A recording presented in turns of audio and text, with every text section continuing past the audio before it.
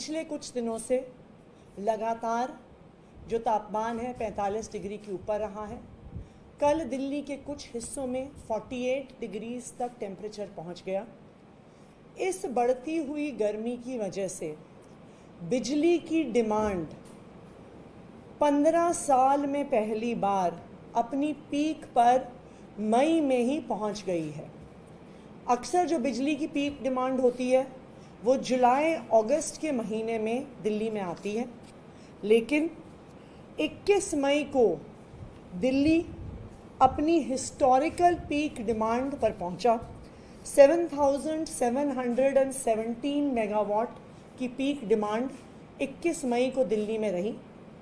ये दिल्ली के इतिहास में हाईएस्ट पीक डिमांड रही है, लेकिन मुझे खुशी है इस बात की कि मई में पीक डिमांड पहुंचने के बावजूद, ऐतिहासिक पीक डिमांड पहुंचने के बावजूद दिल्ली में पावर सप्लाई में कोई भी समस्या नहीं आई है। इतनी पीक गर्मी के बावजूद, इतनी पीक डिमांड के बावजूद दिल्ली में दिल्ली सरकार, अरविंद केजरीवाल जी की सरकार अभी भी 24 घंटे बिजली दे रही है। कहीं पर भी लोड शेडिंग नहीं है, कहीं पर भी ब्लैकआउट्स नहीं हैं। जिस तरह दिल्ली की पावर सप्लाई पिछले 9 साल से चलती आई है, इतनी गर्मी में भी उसी परफेक्शन के साथ दिल्ली की पावर सप्लाई चल रही है। मैं आप सबको याद कराना चाहूँगी 2014 की गर्मियाँ। 2014 की गर्मियों में भी दिल्ली ने एक हीट वेव को देखा था। 2014 में पीक डिमांड 5,925 मेगावाट तक गई थी, लेकिन इतनी पावर सप्लाई इंश्योर कराने में दिल्ली में बहुत लंबे लंबे ब्लैकआउट हुए थे। 6-6, 8-8 घंटे तक बिजली गई थी। लेकिन आज 7,717 मेगावाट पीक सप्लाई पहुंचने के बाद भी दिल्ली में 24 घंटे बिजली उपलब्ध है।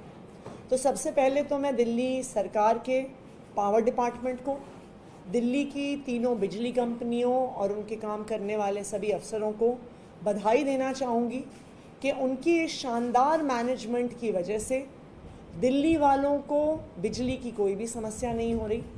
और मैं दिल्ली वालों की तरफ से दिल्ली के मुख्यमंत्री अरविंद केजरीवाल जी का धन्यवाद करना चाहूँगी कि शायद दिल्ली पूरे देश में एक इकलौता राज्य है जो 24 घंटे बिजली देता है। हम दिल्ली के आसपास ही देख लें, पिछले 3 दिन की हीट वेव में जो दिल्ली के पड़ोसी राज्य हैं जहां पर भारतीय जनता पार्टी की सरकार है, वहां पर लंबे लंबे पावर कट पिछले 2 दिन में हुए हैं। अगर आप देखने जाएं तो ग्रेटर नोएडा की कई सोसाइटीज़ में 21 मई और 22 मई को 4 घंटे से ज़्यादा पावर आउटेजेस हुई हैं। नोएडा के 25 ऐसे सेक्टर हैं जिनमें 21 और 22 मई में 8 घंटे से ज़्यादा लंबे पावर कट्स हुए हैं।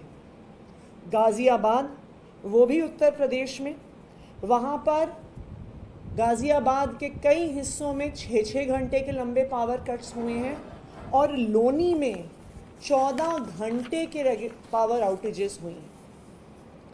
दूसरी तरफ अगर हम हरियाणा में देखने जाएं, जहाँ पर भी भारतीय जनता पार्टी की सरकार है, तो गुड़गांव में पिछले 3 दिन में रिपीटेडली दिन में 10 बार से ज़्यादा पावर कट्स हुए हैं। कुछ ऐसी सोसाइटीज़ हैं जिसमें सुबह से लेकर रात तक 13 बार पावर कट हुए, क्योंकि हरियाणा सरकार पावर सप्लाई नहीं मेंटेन कर पाई। हम ये लिस्ट देखने जाएंगे, चाहे मध्य प्रदेश में भोपाल हो, चाहे उज्जैन हो, चाहे राजस्थान हो, जहाँ जहाँ पर भी भारतीय जनता पार्टी की सरकार है, वहाँ पर लंबे पावर कट्स इस हीट वेव में देखने को मिले। और यही कारण है भारतीय जनता पार्टी को और प्रधानमंत्री नरेंद्र मोदी जी को अरविंद केजरीवाल जी से परेशानी ही इसलिए है क्योंकि जहां एक तरफ मोदी जी वादे करते हैं, अपना एक भी वादा पूरा नहीं कर पाते। आज बीजेपी रूल्ड स्टेट्स में भयंकर पावर कट्स हो रहे हैं और वहीं दूसरी ओर अरविंद केजरीवाल जी हैं जो अपना हर वादा पूरा करते हैं। उन्होंने वादा किया था कि दिल्ली वालों को 24 घंटे बिजली देंगे और इस पीक गर्मी में, इस सिवियर हीट वेव कंडीशंस में भी दिल्ली वालों को 24 घंटे बिजली मिल रही है। धन्यवाद। मैम, आपने कहा कि जो जून जुलाई में पावर का पीक हुआ था वो महीने हो गया है, तो आप क्या उम्मीद कर रहे हैं कि जून जुलाई में कितना ऊपर हो सकता है? देखिए, अगर हम यूजुअली इस पैटर्न को देखें तो जून जुलाई से ऑलमोस्ट 20% इंक्रीज जुलाई अगस्त में आता है, क्योंकि जुलाई और अगस्त में एयर कंडीशनर्स का यूज़ बहुत ज़्यादा बढ़ जाता है ह्यूमिडिटी की वजह से। इसलिए अगर हम उस कैलकुलेशन के हिसाब से जाएं तो इस बार पीक पावर लोड जुलाई अगस्त के महीने में 8000 मेगावाट तक जा सकता है। लेकिन मैं आपको ये भी बताना चाहूँगी कि दिल्ली सरकार और दिल्ली की तीनों बिजली कंपनियां 8000 मेगावाट की पीक सप्लाई के लिए भी तैयार हैं।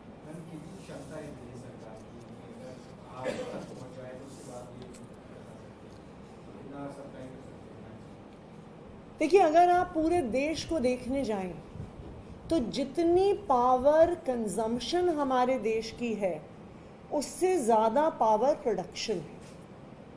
सो जो पावर कट्स होते हैं, जो पावर आउटेजेस होती हैं, वो पावर शॉर्टेज की वजह से नहीं है, वो मिसमैनेजमेंट की वजह से।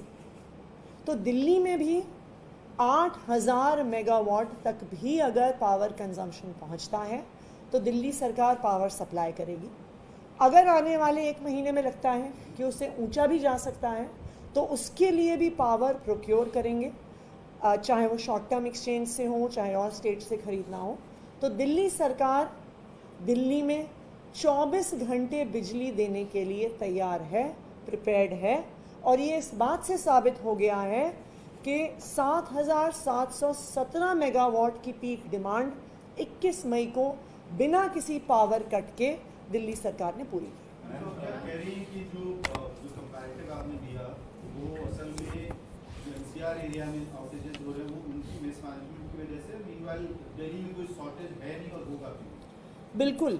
देखिए, आप हर गवर्नेंस के सेक्टर को देखने जाइए, चाहे वो बिजली हो, चाहे वो दिल्ली के सरकारी स्कूल हो, चाहे वो हॉस्पिटल्स हो, हम क्लियरली एक डिफरेंस देख सकते हैं दिल्ली में और दिल्ली के नेबरिंग बीजेपी रूल्ड स्टेट्स में। हम सब ने कोविड के दौरान देखा कि जो दिल्ली के अस्पताल थे उसमें बहुत सारे पेशेंट्स, इनफैक्ट आधे से ज़्यादा पेशेंट्स दिल्ली के बाहर के आते थे। क्यों आते थे? क्योंकि चाहे उत्तर प्रदेश हो, चाहे हरियाणा हो, कहीं पर भी proper medical arrangements, medical facilities available नहीं थी।